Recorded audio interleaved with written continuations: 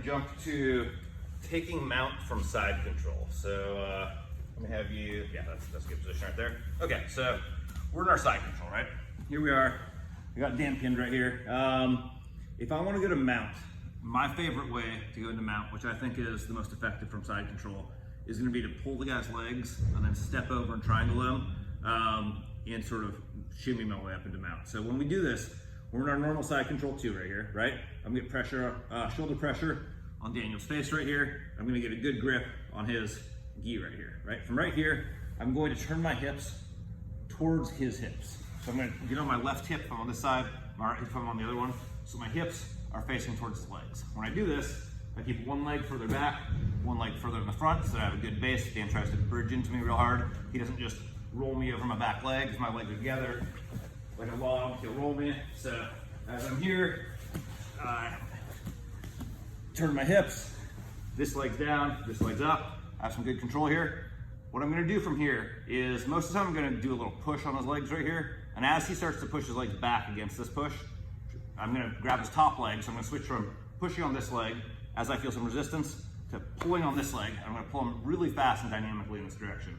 When I do that, this back leg is gonna step over into like his knee pit right here, right? I'm not gonna step all the way over to his hips. That leaves too much space for him to pull his knees in. I'm gonna take this step and I'm gonna put it right behind my hand, right behind his knees, and step on the mat right there, right? Step behind his legs, almost into a triangle.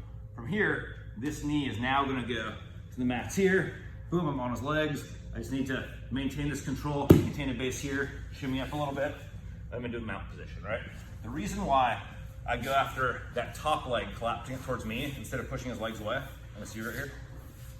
If I push Daniel's legs away and try to pass into mount right here, when I push this leg, as I come over here, when I let go, he can catch me with this leg. And he can put me into half guard, right? Which is not what I'm looking for. Half guard's not terrible, but side control to half guard is generally considered a loss of position, whereas whereas side control to mount is considered an advance of my position. So if I just push his legs, his far leg a lot of the time can extend and catch me back into half guard. So what I want to do is push him, then when I get the reaction, I'm going to pull him and then step over the top leg.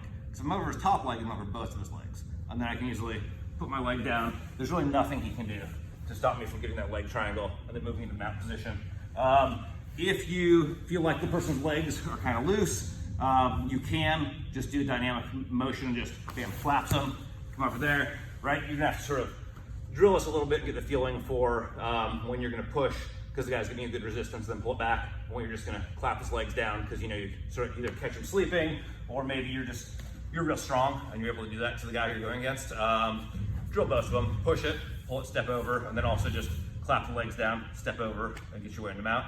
We're gonna do one with our feet facing towards the camera, so you all can see the leg work here. So we're in side control 2 right here. I'm gonna keep my weight on his face and my shoulder up at the top, but I'm gonna drop to my hip facing his legs. When I do that, one leg's low, one leg's high.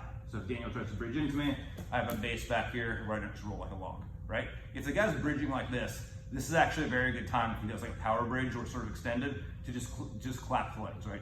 He's already sort of bringing him in this direction.